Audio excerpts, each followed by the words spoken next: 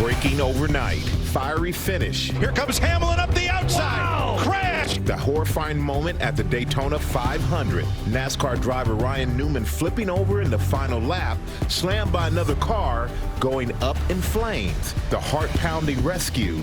Newman rushed to the hospital. We have the latest on his condition as one of the drivers involved in that wreck joined us live only on GMA.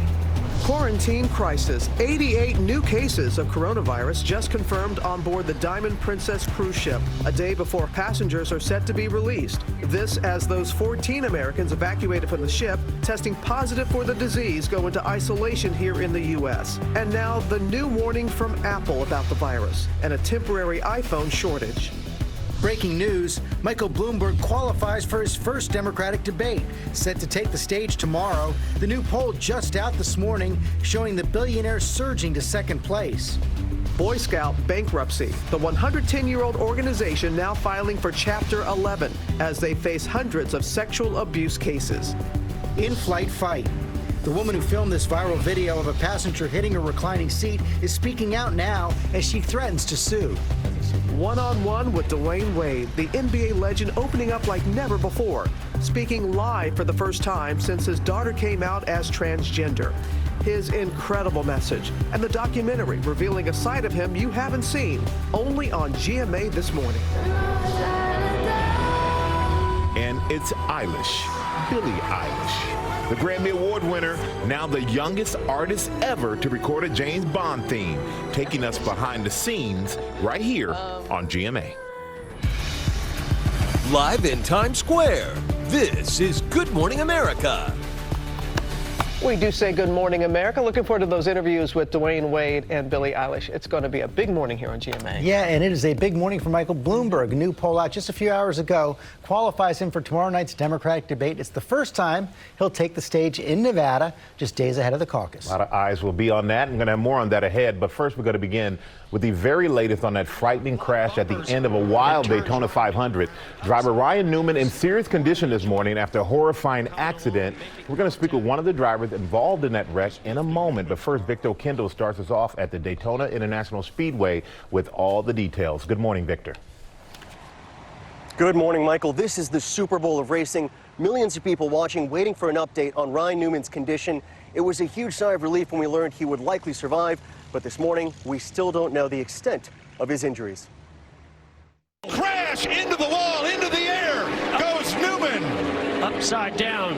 NASCAR driver Ryan Newman is in serious condition this morning after this horrific crash on the sport's biggest stage, the Daytona 500. Ryan Newman off turn 4 for the final time. In an effort to maintain his lead on the final lap, Here comes Hamlin up the outside. Wow. Watch as Newman's car is hooked from behind by Ryan Blaney's number 12 car when he suddenly and violently spins out, flipping several times before he's hit again further back in the pack, right on the driver's side by Corey LaJoie. In a shower of sparks on his roof. Sparks shooting out, the car bursting into flames before careening to a stop. The crowd nervous as track workers placed large black screens around the accident and worked to extract Newman, Denny Hamlin taking the checkered flag and a victory lap. Facing criticism for celebrating amid the emergency, Hamlin explained that he had no idea Newman was hurt, and his team owner, Joe Gibbs, quickly apologized. Some people may have saw us and said, well, these guys are celebrating when there's a serious issue going on. So hopefully I apologize to everybody, but we really didn't know. Obviously, someone's health and their family's, bigger than any win in any sport. Newman was raced to the hospital where his team says he is in serious condition, but doctors don't believe his injuries are life-threatening. Newman has been through several scary wrecks and has been critical of NASCAR for not being able to keep cars on the racing surface. By the way, it was 19 years ago today that Dale Earnhardt Sr. lost his life when he crashed during the final lap here at Daytona. Michael? We'll never forget that. Thank you so much, Victor. Now we're joined by Corey LaJoie, who's behind the wheel of one of the cars that collided with Ryan Newman yesterday. And Corey, thank you so much for joining us from North Carolina. And first, our thoughts and prayers are with Ryan and his family right now. But what can you tell us about his condition? Nothing beyond what I've seen on social media. I don't really have any inside source per se, but just the fact that he's not life-threatened. He's obviously in serious condition because that's probably the worst possible spot, and the most vulnerable spot in our race cars is that roof corner. And that was a really scary wreck, and all of our thoughts and prayers with the Newman and their family. And take us back to that moment on the track, because your car did collide with his. But what was it like being on the track at that moment, being in that accident? It was wild, man. I didn't even know who I hit because you're concentrating on trying to get a good finish, and nobody realizes how fast 200 miles an hour is, or how light or how uncontrollable these cars are when you get out of shape. So I didn't even know who I hit or what the extent of the crash was until after I got out of the infield care center. So it was until somebody told me that Ryan, they took him straight to the hospital. I was obviously nervous.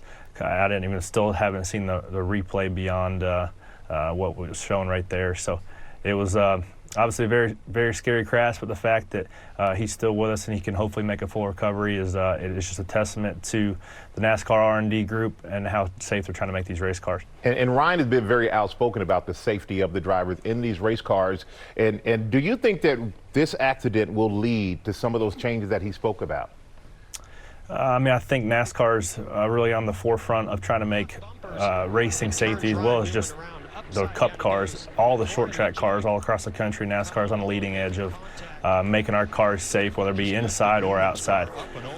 So I think that they're taking my car as well as Newman's back to the R&D center to evaluate those and what they can make better. We have the next gen car coming in next year that have a lot of safety upgrades as well.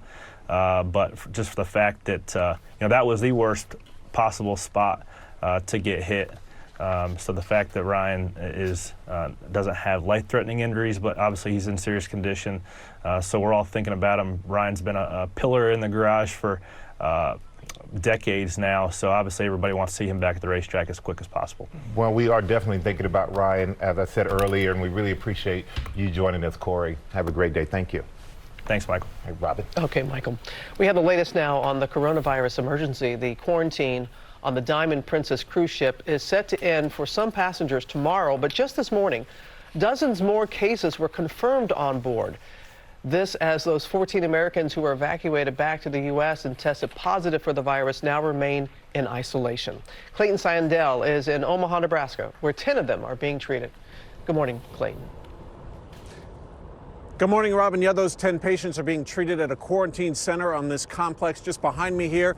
And this morning, those number of infected patients continues to rise on that cruise ship, now up to 542. This morning, 14 American cruise ship passengers who tested positive for novel coronavirus, or COVID-19, are being closely watched in California and at this quarantine unit in Omaha, Nebraska. One patient was transported to the hospital, to the biocontainment unit, because of a chronic condition. 338 Americans were evacuated from the Diamond Princess cruise ship in Japan on 2 flights, landing Monday at military bases in California and Texas to begin a 14-day quarantine. But just as the evacuations began, a complication. New test results showed those 14 were indeed infected, potentially exposing hundreds of others. U.S. authorities decided to evacuate them anyway, first on a 40-minute bus ride to the airport, then isolating them in these special chambers at the back of the planes.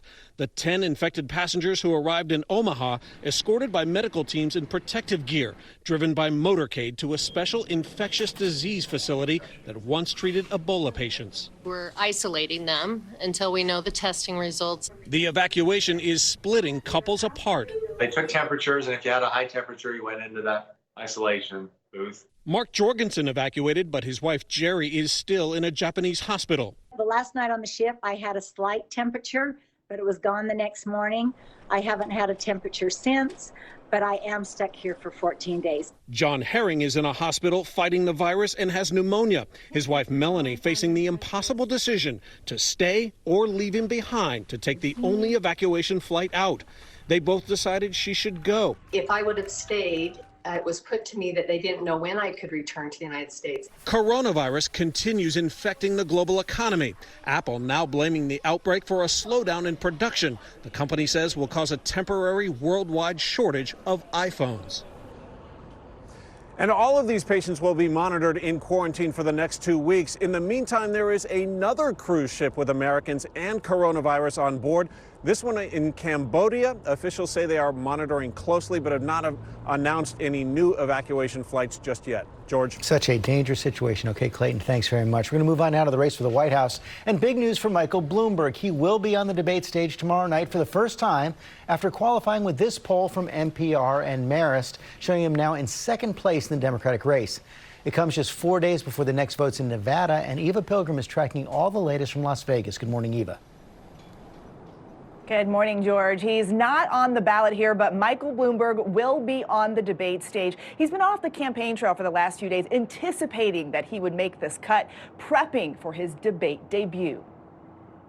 Breaking this morning, Michael Bloomberg will be on the debate stage here in Las Vegas tomorrow. The billionaire businessman and former mayor of New York has spent $381 million plus of his own money blanketing the airwaves with ads.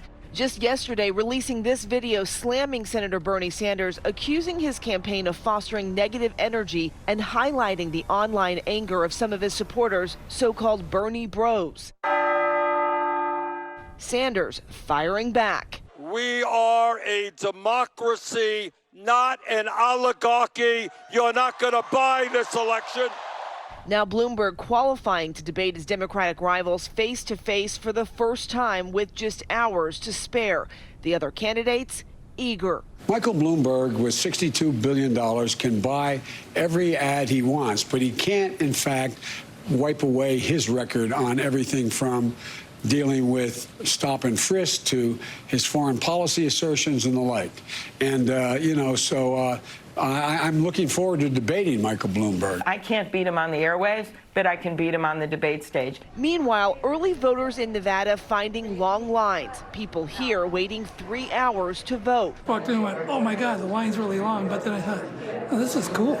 There's a lot of people here. This is good. You think it's that important? It is that important. And they are not alone. More than 26,000 people have already cast their ballots.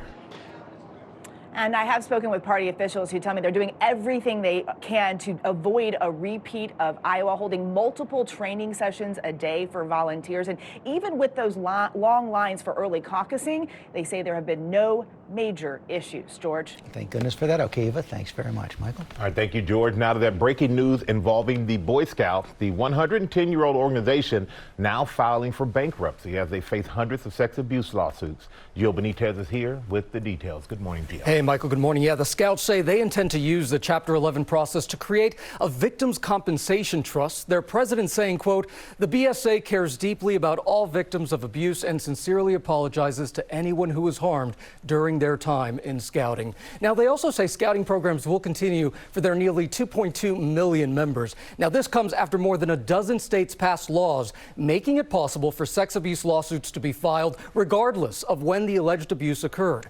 The Boy Scouts now call their youth safety measures the strongest and most effective policies found in any youth-serving organization. But guys, what a big headline overnight. Huge. Yes. Thank you both. Now to that state of emergency, parts of Mississippi on alert as they see the worst flooding there in decades. Alex Perez has more from Jackson, Mississippi. Good morning, Alex. Hey, good morning, Robin. Hundreds of residents who live in flood zones were asked to evacuate, and this is why. Take a look behind me here. You might be able to make out that mailbox there. Some of the streets here now look like rivers. Authorities say about 1,000 homes across the area were damaged because of this flooding. And right now, the big focus is on the rain that is expected today and in the days to come. Even just a small amount of rain at this point can create a lot of problems. Robin? All right. Thank you so much. Thinking of everybody there in my home state. That storm sweeping across the country, bringing snow and rain and then a deep freeze. Sam Champion in Virginia with the latest on that. Good morning, Sam. And Robin, that rain is going to cause some breaking news. We want to show you these water rescues that were going in and around Jackson. Remember, Jackson has had almost 20 inches of rain since the first of this year. So they were actually going into neighborhoods and taking people out of their homes. When you get flooding like this, you have to take everything out of your home and set it up on the highest space you can above where you think the water is going to rise. And as Alex just mentioned, there's more rain rain coming into that way. Breaking this morning is there's a new flash flood watch out for 3 states. So we still have to worry about some of this rain. The heaviest rain will be 3 to 4 inches. Some of that will be located in Texas. But look at the area where the flash flood watch is. That rain is 2 to 3 inches of rain expected here. Now, that means that river water may crest, but we still have additional flooding from all of this new rain. George? Thank you, Sam. Welcome back. We're going to get the latest now from John Bolton. The president's former national security advisor is speaking in public for the first time, taking on the Trump administration for trying to censor him by holding up a publication of his book and teasing more critical information about President Trump. Our senior White House correspondent Cecilia Vega is in Washington with the details. Good morning, Cecilia. Hey, George, good morning to you. John Bolton is believed to have firsthand information about the president's now infamous phone call with Ukraine. Democrats very much wanted to hear from him during the impeachment trial, but he refused to voluntarily show up. Instead, he is now teasing what he knows. He says it's all in his new book. Speaking publicly for the first time since the impeachment trial, overnight, President Trump's former national security advisor bashed his old boss, accusing the White House of censoring his upcoming book. I say things in the manuscript about what he said to me. I hope they become public someday. He tweets, but I can't talk about it. How fair is that? Bolton appearing on stage at Duke University. Journalists only permitted to record the start of the event, but ABC News has obtained audio of his full remarks. Bolton repeatedly teasing his book, in which he reportedly alleges President Trump was directly tied to the pressure campaign on Ukraine.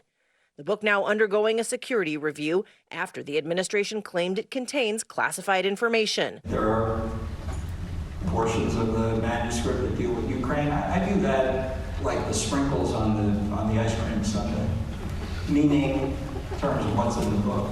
This is an effort to write history, and I did it, the best I can. We'll have to see what comes out of the censorship. Bolton refused to testify before Congress, and overnight he dodged Ukraine-related questions, instead teasing his book. Do you agree with the president that the Zelensky call was perfect? What's that? Do you agree with the president that the Zelensky call was perfect? You will love chapter 14. Bolton did lash out on a long list of other issues, criticizing the president's handling of foreign adversaries like North Korea. I think it's also been a failure. I think the pursuit of Kim Jong-un and the meetings with him and the efforts to get a deal with North Korea are doomed to failure. So I think this has been a wasted 2 years. President Trump has called this upcoming book nasty and untrue. Guys, it's also worth noting that at times that Duke University audience applauded at the suggestion that perhaps Bolton should have testified or at least held a news conference instead of holding on to this information for an upcoming book. And he may be getting a subpoena from the House as well. Okay, Cecilia, thanks very much. We are following a lot of other stories this morning. NBA legend Dwayne Wade here live, talking about his daughter Zaya's courage coming out as transgender and his new documentary. Looking forward to talking to him live here in the studio in just a bit. And the in-flight dispute now possibly leading to a lawsuit. We'll talk about that. But first, go back to Sam. Yeah, we've got a lot of snow that moved through a quick system in Minnesota, so up to 8 inches of snow, and that caused a lot of crashes. We're talking about more than 160, maybe 168 crashes reported along here, so that kind of hit a lot of people by surprise. Watch this system move into the Northeast today. Now, the snow really goes into Vermont, New Hampshire, on into Maine, but it will be some showery problems that we'll have right around New York and also further south in the Mid-Atlantic. 24 below with a quick shot of cold air. Guys, that's the weather around the nation. Here's what you can expect this morning. This is the age of expression. Everyone has something to say. But in a world full of talking, shouldn't somebody be listening? So, let's talk. We are Edward Jones. With one financial advisor per office, we're built for hearing what's important to you. One-to-one. Edward Jones. It's time for investing to feel individual.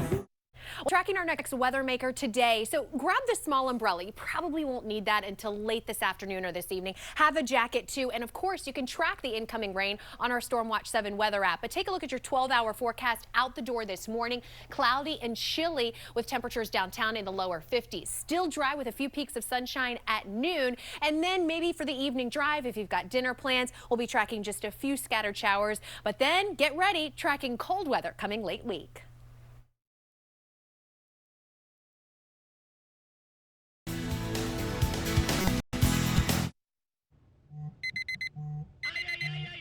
How How do you become the you dream of being? You just have to say yes. Yes to finishing strong. Yes